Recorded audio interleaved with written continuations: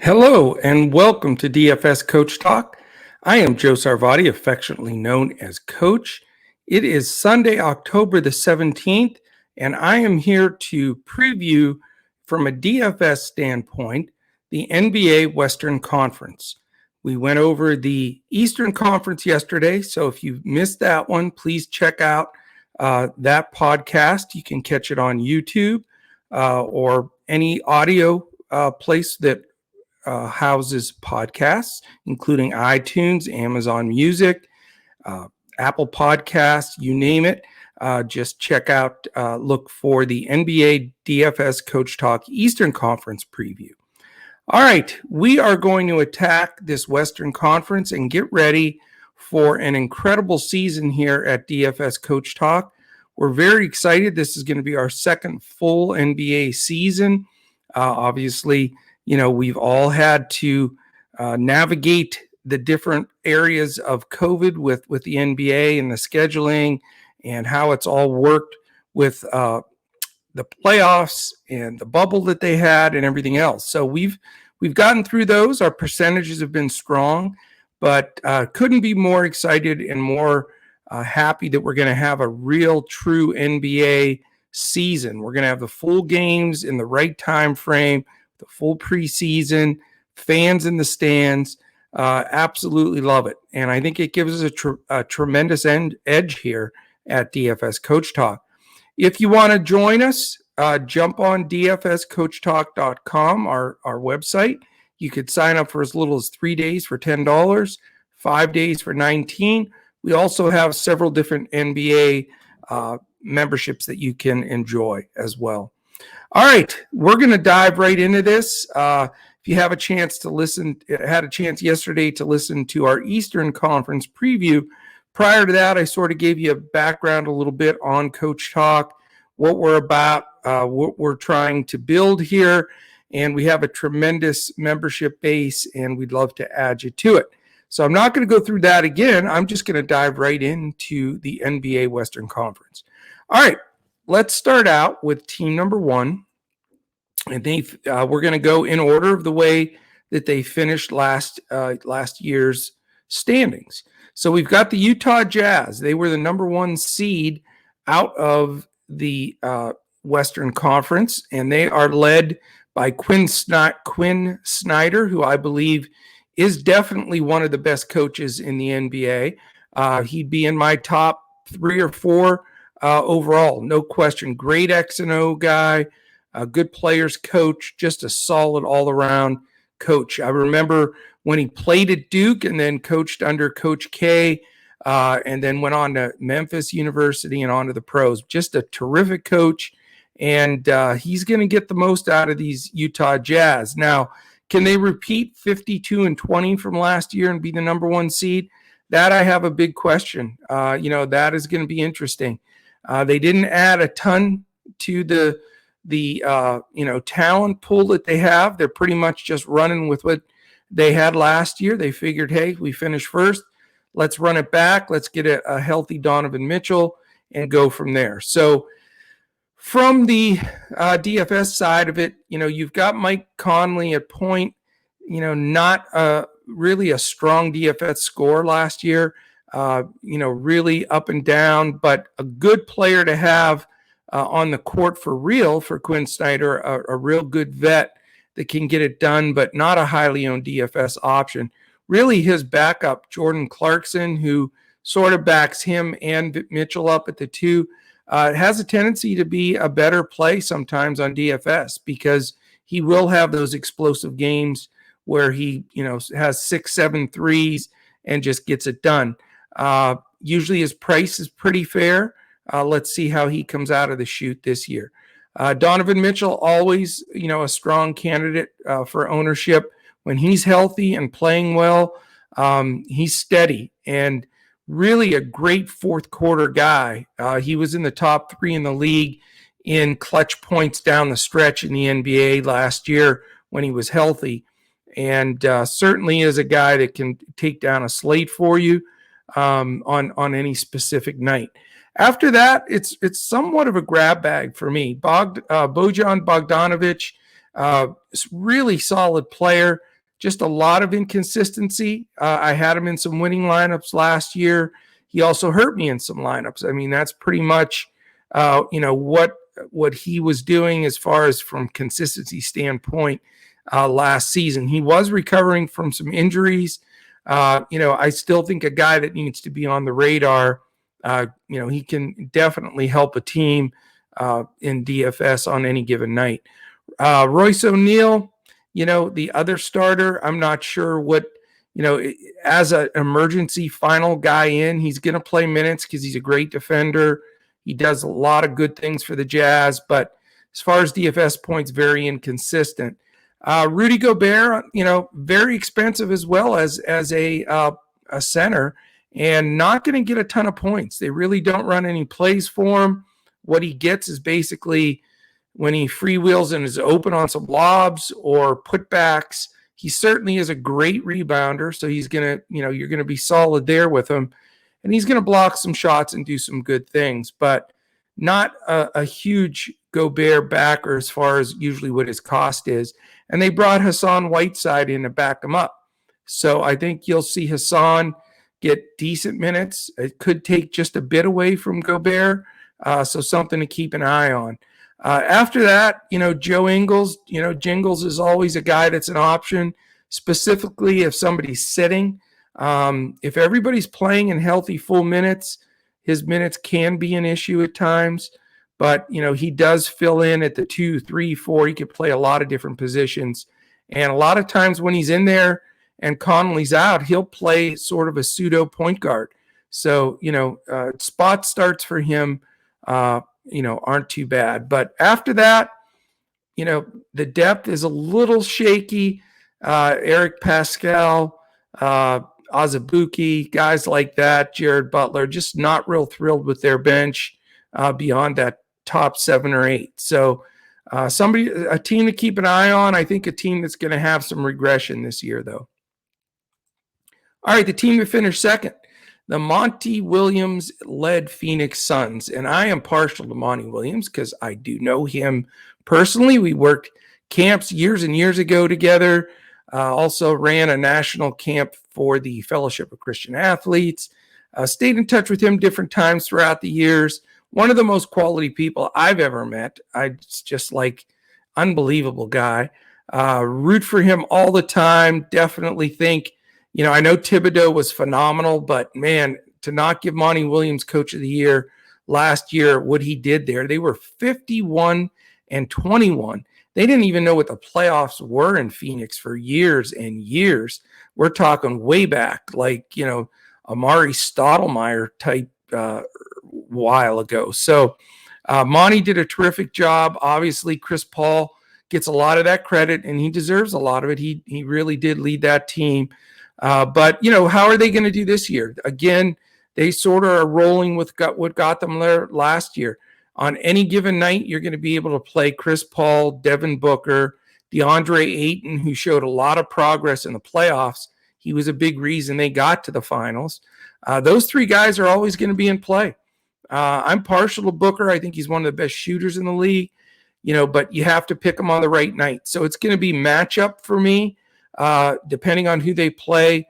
If we can focus on the guards, or if you want to go big and focus on Ayton in specific matchups, I think those guys are all playable. One of the wild cards on Phoenix this year is Mikael Bridges. He's really come on. He can shoot. He's a good defender. Just a terrific player. I think, he's one of the up-and-comers at that small forward position, like a DeAndre Hunter in Atlanta, that I think are really going to start showing out. That's a guy I think at a cheaper price in DFS, especially early on, is a good go-to guy.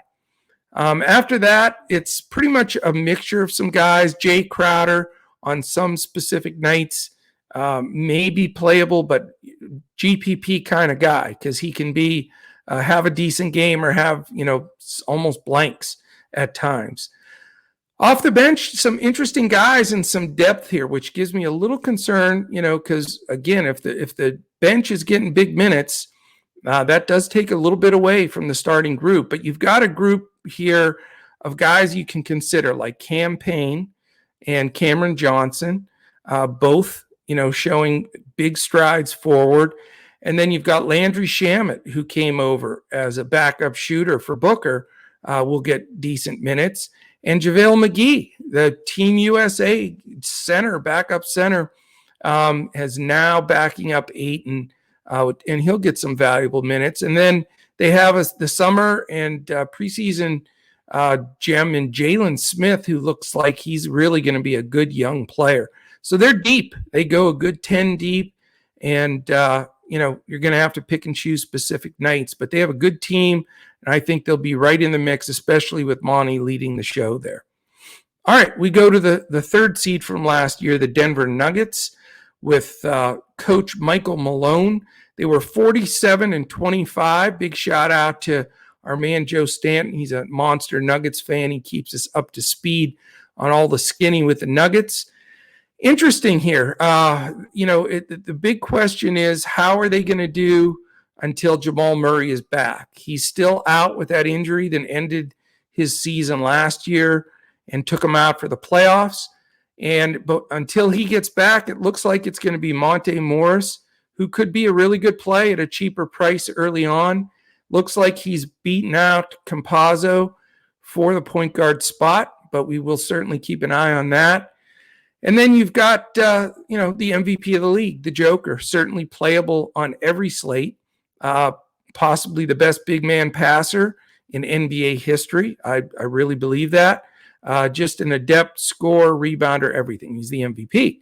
So certainly playable. He's going to be highly owned a lot, and I think he deservedly so. I mean, with Jamal Murray out especially, he's going to continue to have to carry a big load there. So we'll certainly be rostering him a lot. The guy that I expect to emerge, he got the big, huge $200 million contract, and that's Michael Porter. Michael Porter is going to get more shots. I think he's going to be more focused on the offense this season, and I think he's going to be a good guy to own because he can do a little bit of everything, can rebound pretty well when he sets his mind to it, and certainly an adept scorer that could have a monster year. One guy that had an injury-riddled year last year that can surprise on any given DFS night is Will Barton.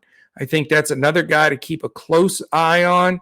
They need more backcourt scoring with Murray out, and I think Barton could be the guy that could be real sneaky early on in the season. Aaron Gordon is still there starting. He's been just an enigma since he left Orlando. Had very few rosterable DFS games when he played for Denver last year. Not a guy I'm going to recommend early on until I see him turn the switch on his game. After that, they've got an interesting bench. Bones Highland, got to love the name Bones, nickname, of course, but a great one. Was really fantastic for them in the preseason and summer. I think he's in the rotation. I really do, especially with Murray being out still.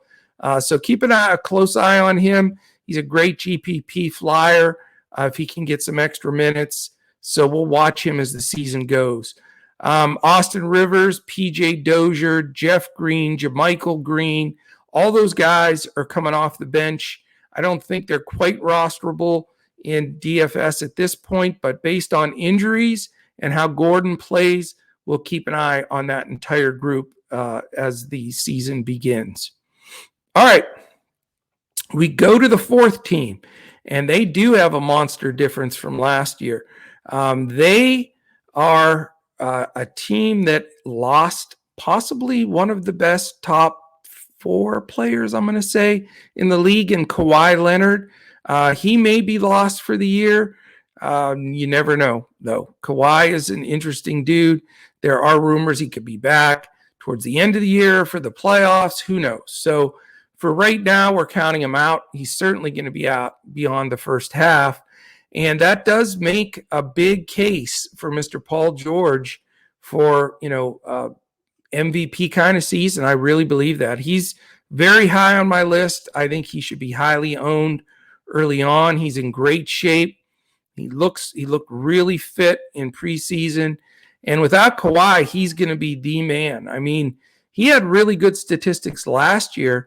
and that was sharing the spotlight or even really playing second fiddle to Kawhi. So Paul George, giant circle around him, going to be a focal point early on. As far as the backcourt goes, they parted ways with Patrick Beverley. He went to Minnesota.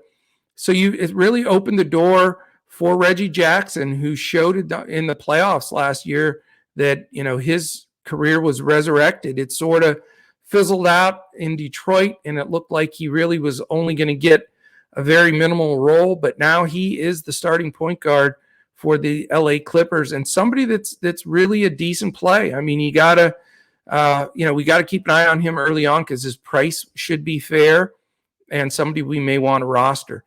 As far as the two, is it Paul George that is going to play the 2 or the 3? Right now, sort of penciled in at the 2. It looks like it's probably going to be a combination of Eric Bledsoe and Terrence Mann and Nick Batum filling in that 2-3 role. And for that reason, none of those guys are really rosterable to me. Also, Marcus Morris, who's a solid player, will start at the 4. I think he's a guy that on a given night in the right matchup is a good play. He had some big games for me last year. I think Morris and Batum and possibly a little bit of Justice Winslow will get a little bit of run at the 4. As far as the center goes, Serge Ibaka is still out for a little while with some injury and surgery that he had. Zubats is still the starting center. Where they go backup-wise could be an Isaiah Hartenstein, who had a really nice preseason, could be the backup center. If they play small, they could do what they did in the playoffs and play actually a little bit of Batum in center, which really was a surprise, but seemed to be somewhat effective for them.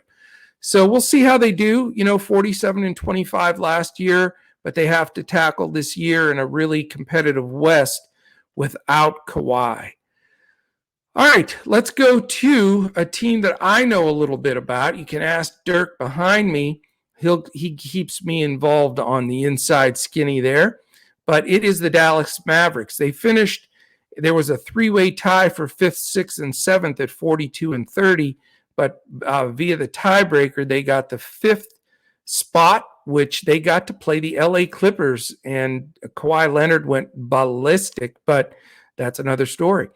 The big news in Dallas is Jason Kidd is the new coach. They finally moved on from Carlisle after a long tenure here with the Mavs. And as far as what Jason Kidd's done so far has been, textbook, man. He went overseas, visited in the summer, visited Luka, visited Kristaps, spent time with them. Then this preseason had an early camp. Really was a player-friendly coach, got the guys in there, built some camaraderie, and they went undefeated in the preseason as well, 4-0, played really well. They even beat the Milwaukee Bucks, which happens to be Josh Davis's favorite team, and they started all their starters. So, Josh, I don't know what happened there, my man. But anyway, the Mavs looked great in the preseason. Luka looks super fit. He came into camp last year in the beginning of the season, a little out of shape, a little chubby, but he had the Olympics that he led Slovenia to the medal round. They got 4th, unfortunately, didn't get a medal, but really were the surprise of the Olympic basketball front, and Luka was absolutely amazing. Averaged 23 points, 9 rebounds, 9 assists. That was an average in the Olympics. I mean, absolutely out of his mind. Looks fit, looks terrific, seems to really bought into Kidd's new scheme. So, again, no surprise here. Everybody in the world's going to say Luka's fantastic play always, and he is. I mean, you watch Luka, if he's having a bad game, all of a sudden you look up and he's got 16, 8, and 7. And you think, wow, how is that possible? But he's just, as far as usage goes, he may lead the league in usage. I mean, it's James Harden-ish, like when he was with Houston and he was the only main guy. That's really where Luka is. And in DFS, we're looking for those minutes. We're looking for the usage. I don't like the way Carlisle subbed a lot of times. He split minutes on the floor with Luka and Porzingis. There was just not a lot of chemistry. Took them out like 4 minutes, 3 minutes into a game and would bring them back. Just an odd rotation. That seems to have gone away. I think Luka's going to get more minutes under Kidd. And I know he's going to be probably the highest priced guy on the slate a lot of times. But unless it's a team that really defends well and slows the pace down, Luka's going to be worth the big money, whether it's 11, 11-3, 11-8, whatever he is. I think you got to really consider him on most slates. So not as a Mavs fan, because, there were a lot of times I faded him last year, but as a DFS professional player, I think Luka is the number one guy in the league. So he is definitely going to be a guy that I'm going to focus on throughout the year, and hopefully he stays healthy and gets it done, and Kidd's system really clicks in Dallas. As far as everybody else, Kristaps Porzingis is a sore spot for me. I really dogged him last year, and he deserved it. He didn't play hard. He didn't defend. He sulked. He just was awful. I see a different preseason Kristaps here. I'm not jumping on the bandwagon yet, but I will say in the 4 preseason games, which I watched, he had a different attitude. He defended better. He moved his feet. He blocked shots. And offensively, he looked much more comfortable in the scheme that Kidd has put out there. So definitely a guy to keep an eye on early on. He will make some of my lineups. We have to see what his pricing is going to be like. He certainly is the second option on this team by a long shot. And then after that, really, there's a third option here, and then it really drops off, and that's Tim Hardaway. The problem with Tim is, if he's not hitting his three, it's a difficult buy, because he's not really great with the periphery statistics. If he is scoring, though, he's a solid play. But really, when you talk Mavs this year, it's just Luka, pretty much all you can eat. Kristaps definitely on the rise, and Hardaway in specific situations. After that, there's just a bunch of role players that really don't quite get the cut for DFS. Jalen Brunson, who I love, we just have to see about the minutes. If Luka takes a game off or they're shorthanded, Brunson is terrific. But, from a DFS standpoint on a full slate, he's a tough buy because, the minutes there and the usage. Also, Dorian Finney-Smith, Maxi Kleber, Willie Cauley-Stein, Boban, Josh Green, Sterling Brown, Reggie Bullock. Those guys are all going to get minutes. It's about a 10, 11-man rotation, with all of the guys around Luka and Porzingis mainly. So not targets for me early on by any stretch. I don't know if Kidd will shorten his rotation as the season goes on, but he seems committed to playing at least a 10-man rotation early on. So we will see how it goes for Dallas. I think there's definitely some upside. They were 42-30, as I say, last year, and there is some potential to move forward. All right, we're going to move on to one of those other 42-30 teams who also have a new coach this year, and that's the Portland Trailblazers that will be led by Chauncey Billups. I think it will be very interesting to see how Chauncey does on the bench. They replaced Terry Stotts, who had been there quite some time, and really it will be an interesting team. They didn't make a lot of changes either. There was a lot of rumors that they were, but they figured they only got Norman Powell toward the end of the year in that deal where they moved with Toronto Raptors at the end of the season. So they'll have him in there for a full camp. Covington was hurt for a bit. They did add Larry Nance. Not sure what his role or how effective he'll be, but a guy that can help. But the bottom line is, Dame Lillard, certainly one of the top guard prospects that in DFS on any nightly basis. Just a phenomenal player that can get it done, and certainly a high quality play on any slate. CJ McCollum also, Terrific play. Again, do you want to go when you go Dame and CJ? That puts a lot of pressure DFS-wise for that backcourt to get it done. But it's all going to be matchup dependent. We have to follow that closely and see how that goes. Yusuf Nurkic should be solid at center this year. He's healthy again. He can rebound. He can shoot the three. Terrific player. His minutes have been down recently, so we'll see how Chauncey's going to use him. If he gets the big minutes, I think he's a terrific play. I really do. On a lot of slates, it's hard when you can't roster a lot of centers, maybe just one depending on what site, and it becomes tough. But Nurkic is definitely a good option. He'll be backed up by Cody Zeller, and then Covington, Nance will probably get some of those minutes. But after, with the Lillard, McCollum, and Powell, there's not a ton of backup strength there. You're going to get some Dennis Smith Jr., who made the team, Anthony Simons, who is definitely on the rise, Ben McLemore, maybe if they need some shooting, and a little bit of Tony Snell for defense. But, it's all going to pretty much be Portland. You're looking at Dame, possibly CJ, Norman Powell. Let's see how his price finishes out. And if Nurkic is cheap, I think he's a good go-to guy. All right, let's talk about the most interesting moves of the offseason to me, the LA Lakers, who are like the oldest team that I think I've ever seen in the NBA.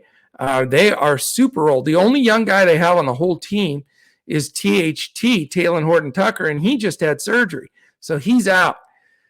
So it is definitely the old man's team here. They finished 42-30 last year under Frank Vogel as the defending champs.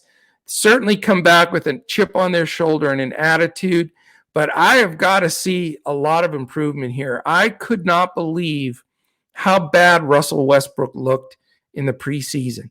He just looked out of place, out of sync, didn't fit into anything the Lakers were doing. So I have no idea how they're going to make that work, how they're going to adjust.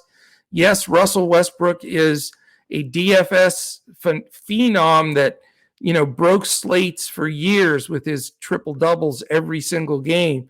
I don't see any of that so far with the Lakers. I will not be rostering Russell Westbrook for quite some time until I see some things different there. Other than that, though, it's the same two guys. And it's usually the late slate, and you usually got to pick between one or the other. It's going to be the same thing. It's LeBron James or Anthony Davis. Those two guys I expect to play very well if they're healthy. They're rosterable on every slate. Is what Russ going to take anything away from them? I don't think so a ton initially. I think, Davis is still going to rule the paint, and LeBron is LeBron. So on any given night, he can get it done.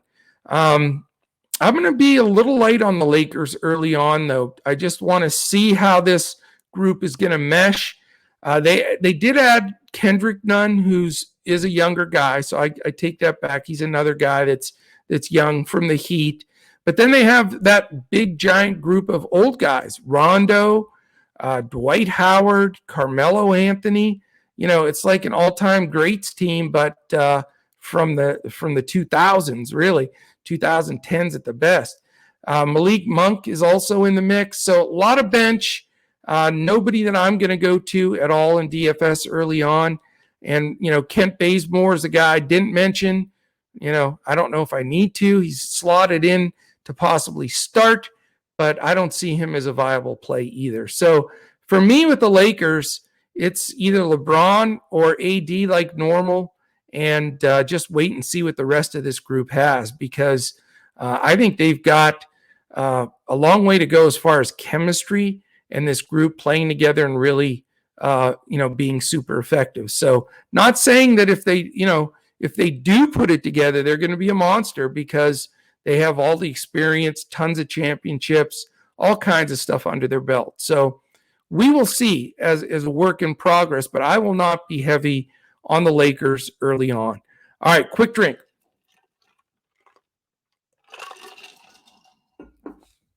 All right, we go to the Memphis Grizzlies. 38-34, and this is a team on the rise. I really like the Grizzlies. I think their coach, Taylor Jenkins, is one of the best young coaches in the league. Huge fan of him. We watched him coach the last time they had a real NBA Summer League 2 years ago, I guess, when Memphis won it all. Brandon Clark was the MVP of the Summer League, and Taylor Jenkins was the first-year coach there, and he coached him in the Summer League, and I was just so impressed with his X's and O's, how he handled his players.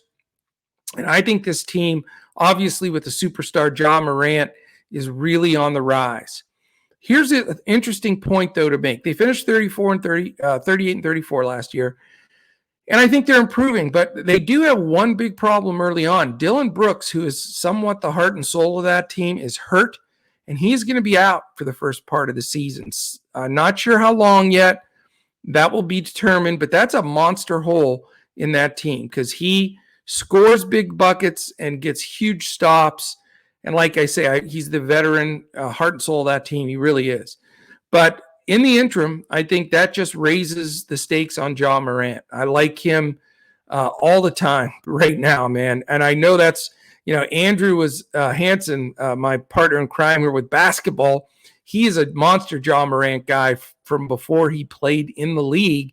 And I'm with him this year, man. I think this is his bust out, make the all-star team kind of year.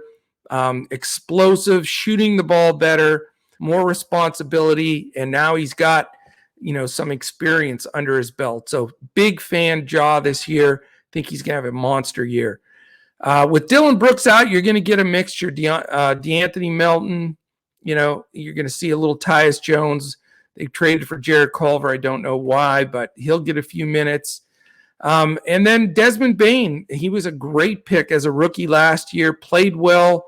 Certain situations he can be, give a look to him, especially with Brooks out. But you're still going to get some minutes there from Kyle Anderson. The youngster Zaire Williams may get a couple of minutes, especially in mop-up duty. So not real strong there. The guy that I'm most interested in this year, and it's a guy that was a real head scratcher there for a while, and that's Triple J, Jarrett Jackson Jr. He's healthy this year. He's had a lot of injuries. He also got in a lot of foul trouble in the past, just, wasn't playing cerebral basketball. But I've seen a big change toward the end of last year in the preseason. I think he's matured. Very dangerous player. He can hit the three. He can rebound. Definitely a guy that I'm going to be looking to roster if the price is right, specifically in certain matchups. I do think it's going to help him now that Joe Val has moved on to a new team. He's with the Pelicans. I think that Steven Adams isn't going to offensively need the ball at all like Joe Val. Steven Adams is strictly going to be in there to beat people to death, rebound, get some putbacks, easy buckets, but he's not an offensive player, if you will. And I think that'll open up the game for Triple J, and I expect a much bigger season from him if he stays healthy. And then, the two backups and bigs worth talking about there. Again, they've had their nights, Brandon Clark and Xavier Tillman. You can go to them on occasion. They're both dangerous in specific matchups, especially if one of the other guys is out or limited. So really, it's all about Ja. I really think you need to put a check mark next to Jaren Jackson Jr. this year, and then we'll see how the rest of the team rolls out. All right, we have an interesting team here next, and that's the Golden State Warriors. They are the true team of veterans mixed with youth, mixed with guys returning from the injury list. So very, very curious to see how this will pan out for them from a DFS standpoint. Obviously, Steve Kerr, phenomenal coach. They were 39-33 last year. Steph's possibly most, you can argue it because he had back-to-back MVPs, but last year he showed me as much as he has done in his career. I mean, 330 some triples on, just out of his mind, and just a joy to watch. And, he's getting to the age where I would assume that'll start slowing down. But as of right now, he is still jacking it up and still an option. I do like, the up-and-comer Jordan Poole to get some minutes until, of course, Klay Thompson, the Splash Brother is back. We don't know exactly when he'll be back. He's still rehabbing, and we have to see how he's going to be after all these catastrophic injuries that he's had. So it's all about Curry. Jordan Poole, as a cheaper option, definitely a threat. Big wild card here will be Andrew Wiggins. He showed last year that he was definitely the most improved defensive player of the year. I mean, hands down. If you watched him in Minnesota, he just didn't defend. He really didn't. He did not defend. And whatever Kerr said to him or got under his, in his ear, maybe because they were looking to trade him and they were giving up on him, but he started to defend and he was actually shutting people down at times. And that solidified, I think, him with Kerr, with his teammates. And I expect him to have a better year. Now, he's risky. There are games that he's just average, but, that got more consistent as the year went on last year. And I think you're going to see a more consistent, more mature Andrew Wiggins, and he's going to be very rosterable as long as his price stays competitive. After that, Draymond Green, I'm not a Draymond Green guy. Anybody that can score 0 or 2 points, it just drives me crazy. When he passes up layups to kick it out to guys for 3. Yeah, he can have games where he has 10 points, 15 rebounds, and 10 assists. But, more so than not, a lot of times you see him with, 5 points, 12 rebounds, 6 assists. Yeah, that can get it done, but his price is usually high. So, a GPP guy, or if it's in the perfect spot, you can utilize him, but risky, in my opinion. James Wiseman's going to be out a while. The rookie, they just announced he'd be out for a while. So it's going to be pretty much Kevon Looney, not going to play him on any given night. Draymond Green will get some of those minutes as well. Otto Porter's in the rotation. We'll see how he does. Really haven't seen either rookie cracking the rotation initially. They have 2 high picks in Kuminga and Moody. I think they have potential down the road, but not right now. So really, Golden State, it's all about Curry, a little bit of Jordan Poole, and then keep an eye on the rest. But till they get Wiseman back and Klay back, I think they're going to, probably labor around 500, similar to how they did last year.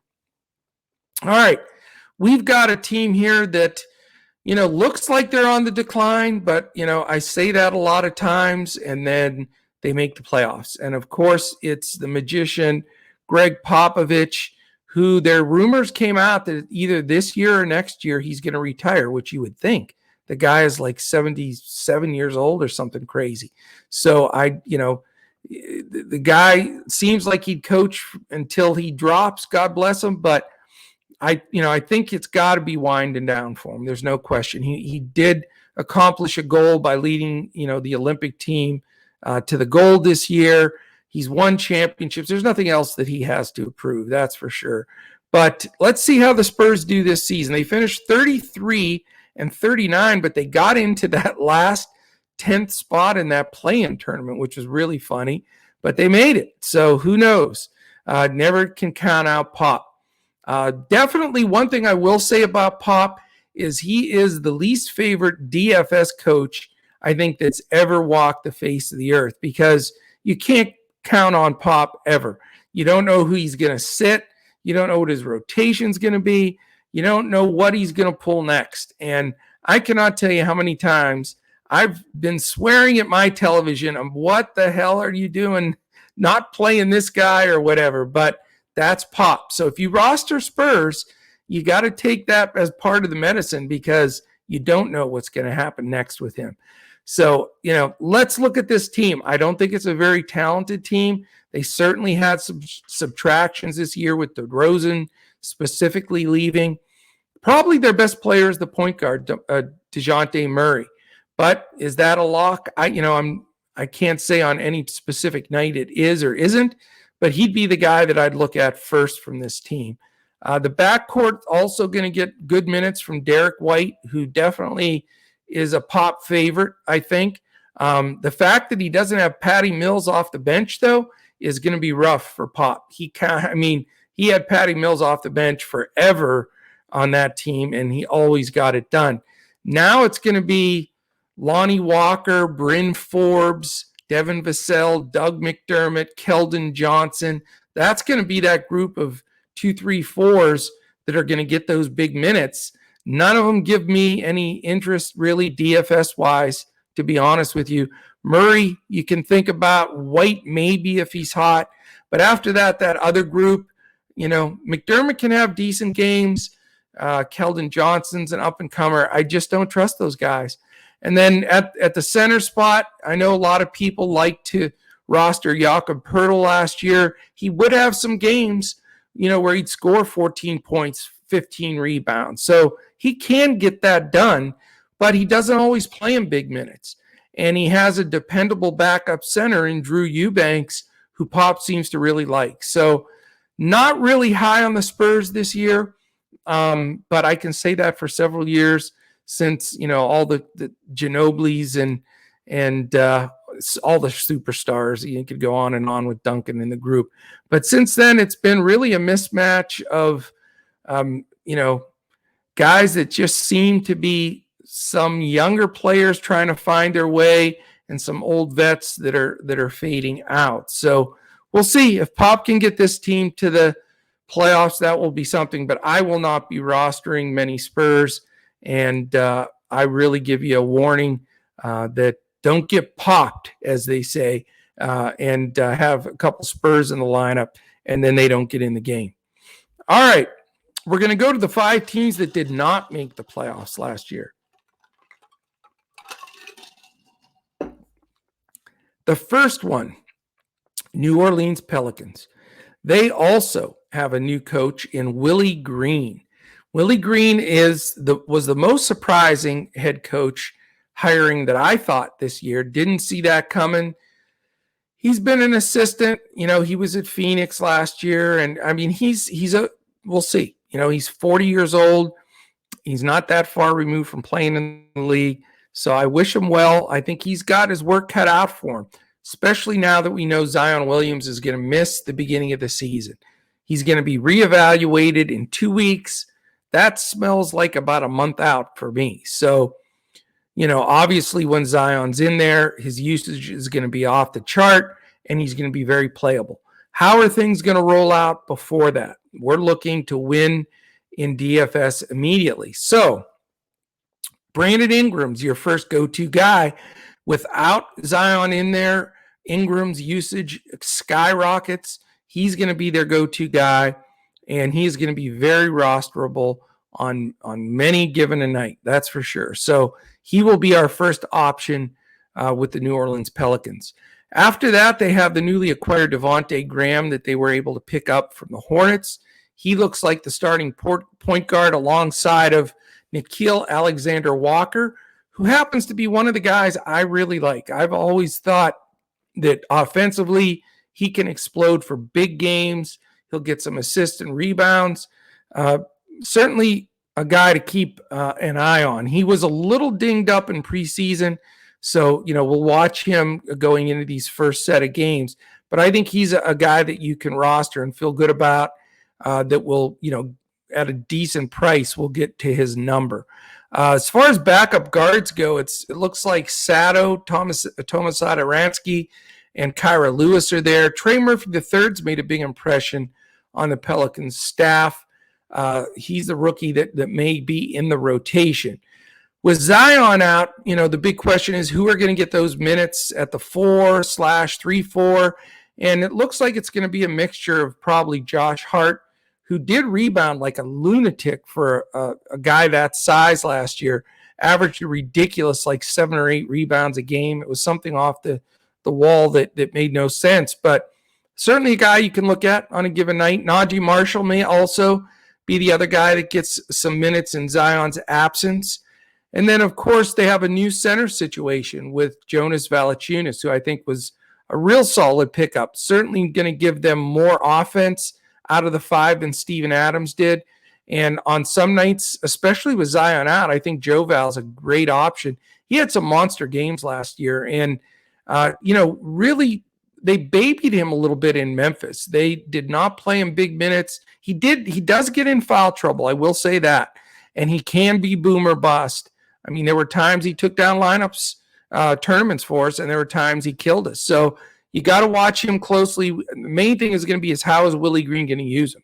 If he uses him big minutes, he could be a really good DFS player early on. He does have Jackson Hayes, an up-and-comer, behind him, and Willie Hernangomez. So, he does have a bench behind him.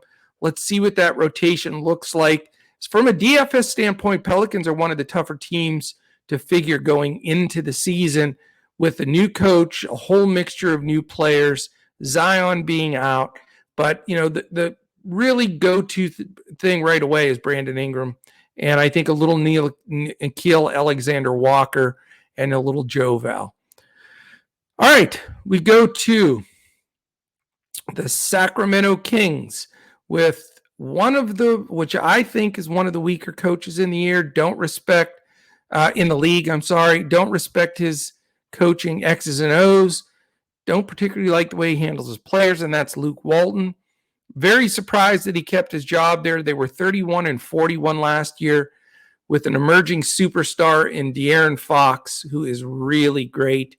And then a terrific second-year player in Tyrese Halliburton.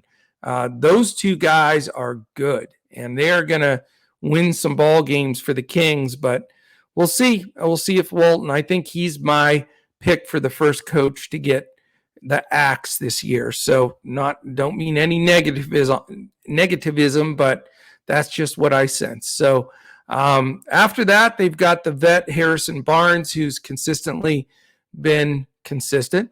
And, you can take a look at him depending on the matchup. Marvin Bagley, who's, they've been wanting to get traded. There were bad blood. There was a bunch of stuff about his dad posting and all kinds of just drama with Bagley. But he's there. He was that super high pick that went before, a lot of superstars in this league. And, we'll see if he can raise his game up. I'm going to have to wait and see first, but he is pretty cheap, so you could take a look at him if he starts out well. Richaun Holmes, real steady center. Again, center position on small slates, if they're playing, he's a good option. But on big slates, there's just so many great centers, it's hard to fit him in there. But he can have some terrific games. I think that he's certainly an option in the right matchups. As far as the backups go, Davion Mitchell, who's been the sweetheart of the summer league and the preseason, he's got the nickname Off Night, which is pretty awesome. He's that much of a shutdown defender, and he shows some ability even offensively. Went really late. He was on the championship Baylor team, just didn't get any respect in the draft, and I think he's got a chip on his shoulder and something to prove. So if he can get some minutes, I think he could be dangerous. It's just going to be hard because they still have Buddy Hield. So with Fox, Halliburton, and Hield at the guard spots, it's going to be hard to get minutes there. Terrence Davis is also an adequate backup. Other than that, Maurice Harkless backing up at the 3-4 will get some minutes. And Tristan Thompson is now on the Kings, along with Alex Len for the backup bigs. Not really DFS playable. So I think you focus on Fox and Halliburton early on with a little mix on shorter slates of Richaun Holmes. All right, we go to the 23-49 Minnesota Timberwolves. I like Chris Finch and the Minnesota Timberwolves. I was so impressed with the way they played in the last 20 games of the year. They were one of the 5 best teams in the second half, not just the last 20 games, in the second half in the NBA. They played to win every night. Their guys bought in, and I think that they are a dangerous team, to get into that one of the last spots in the playoffs. They're going to be improved. If anything in the second half, Summer League preseason shows they are an up-and-coming team. And Karl Anthony Towns, saw a great interview with him. He said that, he's dealt with so much. He lost his mother to COVID, lost his aunt to COVID. He's been through a lot. He had COVID himself. And he has come back in better shape, more focused, and just matured a lot. The interview, said he doesn't take anything for granted. He wants to be in Minnesota. He wants to lead them. I think he's going to have his best season to date and will be extremely rosterable on any night. Now, defensively, he's not a wizard, that's for sure, but he's going to score like a maniac. He's going to rebound. He can pass the ball. He's just one of the most talented centers in the league for sure. And I'm going to have a lot of Cat this year, I can tell you right now. After that, they have that dynamic young backcourt of D'Angelo Russell and Anthony Edwards. Anthony Edwards is a dog, and that dude can jump. He has some of the most beautiful dunks, and I'll tell you what, he scares people. You got to take a step back, which opens him up for hitting that three, which he can shoot. So, they added Patrick Beverley, which I thought was a brilliant move. Perfect guy to be in D'Angelo Russell and Anthony Edwards' ear. He will keep those guys in line, working hard. He'll teach them to defend. He'll give them some grit. I think one of the best unheralded pickups of the summer was Pat Beverley, because he'll tutor those guards to just be nasty dogs, man. And I think they're both really good. And then they have Malik Beasley. He missed a lot of last year in that run when they improved with an injury. They paid him the big bucks, and he can play. He's a guy on a given night. If he gets minutes, he can get it done. A great GPP guy and a guy to keep an eye on.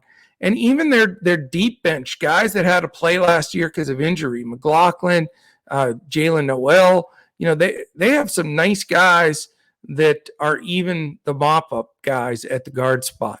As far as the other key players, Josh Okogie, not one of my favorite DFS options. I prefer Malik Beasley, but Okogie is a good player. Defensively, he gets things done. The youngster Jared Vanderbilt will be off the bench for a guy that I think has a lot of potential, Jaden McDaniels.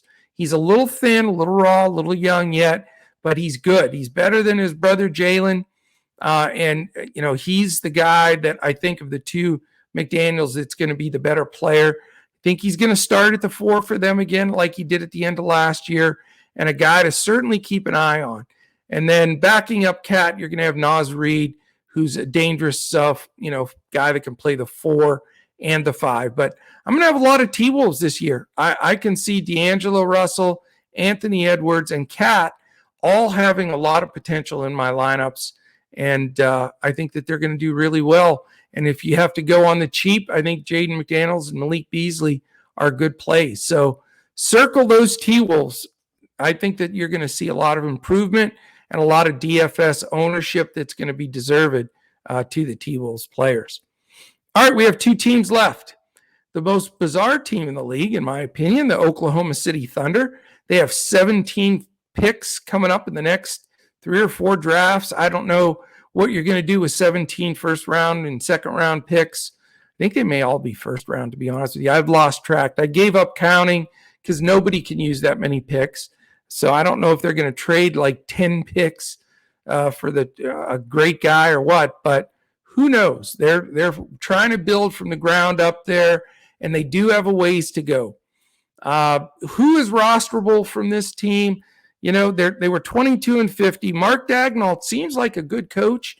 I think he's got a good head on his shoulders. The first half, the Thunder played way over their heads. They actually won a decent amount of games. Second half, not so much. They absolutely tanked. So, let's see what's going to happen here. Shai Gilgeous-Alexander, who's their best player, did miss a lot of the second half. Having him back and playing every game will make them a lot better. They did add a really good guy in the draft. I think he's an up-and-comer, 6'9" guy that can play point. He can play the 2, the 3. Josh Giddey, he's from Australia. He's a little young and gangly, but he's going to be a good one. I mean, he's got some great ups. He's got a great crossover for a 6'9" kid. Just a really solid up-and-comer that we can keep an eye on that should be cheap early on. But a guy that might be rosterable. The other two players that you can consider on any given night, Luguentz Dort, again, he can be hit or miss. Definitely a GPP guy. I've seen him take down slates. I've seen him, throw a bunch of zeros up on the board. So definitely a guy that you can look at in GPPs, and we'll see if his consistency improves this season. The other guy and I like him a lot, Darius Baisley. I think you go back and look at his stats and his DFS output. When he got the minutes, man, he was good. Double-digit points. He gets close to double-digit rebounds. He can jump out of the gym. He's got a good nose for the ball. I think he's going to get more minutes this year. They rotated so many guys last year, you didn't know what was going on half the time, but he's dangerous. Looks like center's going to be between Isaiah Roby and Derek Favors, splitting time there. And then they have some decent up-and-comers off the bench in Theo Maladone, Ty Jerome, Trey Mann's a youngster, Gabriel Deck, who they signed last year, Pokashevsky, the big, tall guy that can shoot the threes. We'll see what he's going to do. They love this Jeremiah Robinson Earl guy off the bench, and they have the old-timer Mike Muscala. So they are a hot mess, no question about it, let's face it. But there's going to be rosterable guys here. Depending on the matchup, I can see throwing a Shea in there, a Giddey, a Baisley.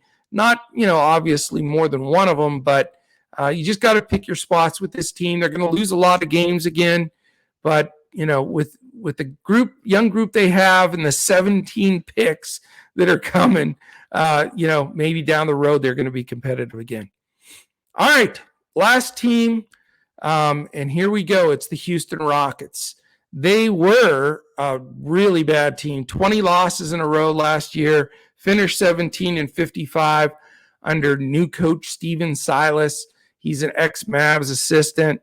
Not a guy that I had targeted for being a super head coach kind of guy. He's strikes me as more the perfect assistant kind, but not sure the direction of Houston. I can tell you that they do have some young talent.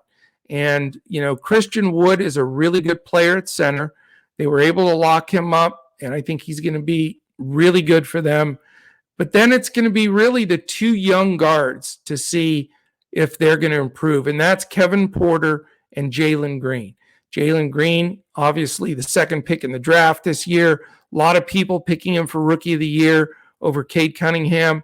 Porter and Green, they're going to see some lineups. I played them a lot in the preseason, and they didn't disappoint. They definitely get shots up. They're definitely the focal point of the offense. I would not, count on them a ton early on. We'll see how it goes, but they're both going to be out there, but they're also going to make mistakes, turnovers, etc. But Porter and Green you can consider.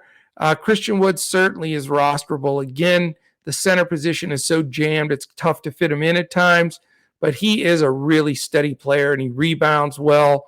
He does everything well. After Porter, Green, and Wood, you're talking Eric Gordon. We all know, he can come in, hit 10 threes, or he can twist his ankle in like 5 minutes and you take a goose egg. So Gordon is definitely a scary guy to take, but a guy that you always have to at least consider. Daniel Tice is the guy they picked up at the 4. Kelly Olynyk crushed in that role in the 4 spot last year for them, under Silas's offense. And maybe Tice will do the same thing. Certainly a guy to keep an eye on, but they have a deep rotation. They have a lot of guys off the bench. The veteran DJ Augustine, I feel bad that he has to end his career probably in Houston. Daniel House, Jayshawn Tate, who was on one of the all-rookie teams last year. He's going to get minutes. Kenyon Martin, another guy that stepped up a little bit last year. And then the rookie, Sengun, really was great. And what a great draft pick he was for them. Maybe the steal of the draft. He's a little undersized for center, but man, can he score. He had great stats coming over from Europe. He's very young. He's something like 20, 21 years old, or maybe he's 19 or 20. He's very young, but he can score. He can rebound.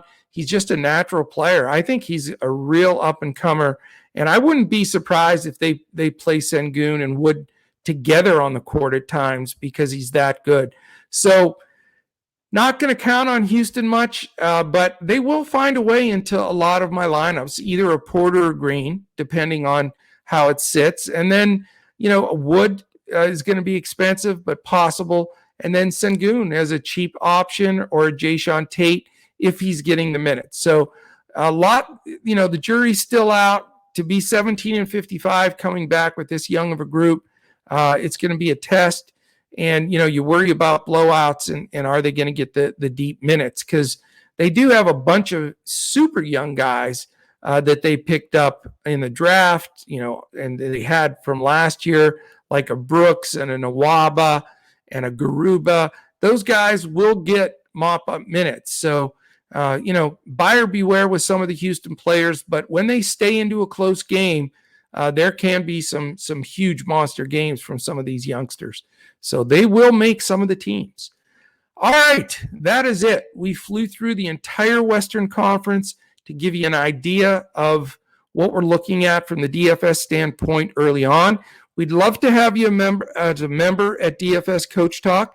Go to dfscoachtalk.com. You can sign up there for as little as a 3-day pass for $10. So we would love to have you as this NBA season kicks off on Tuesday. It's going to be a fantastic year. We've got real NBA back, not shortened off season, limited playoffs. I mean, this is the real deal. Everything's back to normal.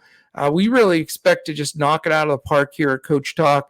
We're well prepared. We've followed all the Summer League, Olympics, preseason, and it's all geared up for tipping off this Tuesday. So come and join us in Discord. Remember, we give out a really strong coach's clipboard and a core group on DraftKings. We give out full lineups on FanDuel and Yahoo, and take advantage of those. We've had a lot of takedowns, and we expect some right off the bat.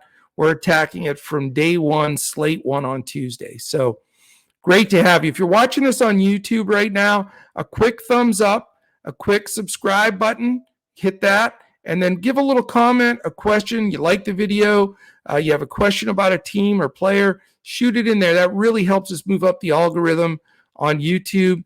If you're watching us on any of the podcast sites, like we said, if it's Podbean, Stitcher, iHeart, Apple Podcasts, Spotify, Amazon, wherever you're listening to us, take a second, give us a 5-star, a quick review, 2-3 words, 4 words, whatever.